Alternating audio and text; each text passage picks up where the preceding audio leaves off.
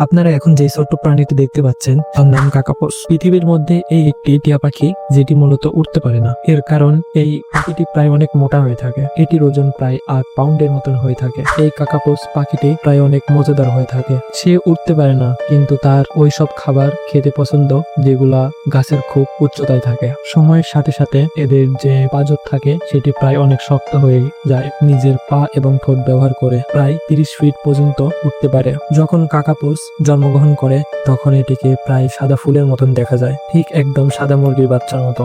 কিন্তু এর বড় বড় ঠোঁট দেখে চিনতে পারা যায়। প্রায় 700 বছর আগে এটি নিউজিল্যান্ডের প্রায় সব জায়গায় পাওয়া যেত। এরা অনেক মোটা, বড় এবং এদের ধরতেও অনেক সহজ ছিল। এজন্য সেখানকার মানুষেরা এদেরকে খাবার জন্য এবং অন্যান্য বিষয়ের জন্য ধরতে শুরু করে। এর কারণে তাদের সংখ্যা প্রায় অনেকটাই কমে যায়। এক সময় এমনও হয়েছিল যে মাত্র 51টি কাকাপোস বেঁচে ছিল। ভালো বিষয় এটি যে তখনকার নিউজিল্যান্ডের সরকার এদের জন্য একটি প্রোটেকশন এরিয়া তৈরি করে দিয়েছিল। তা না হলে আজ এদের আর দেখা যেত না, এরা প্রায় বিলুপ্ত হয়ে যেত।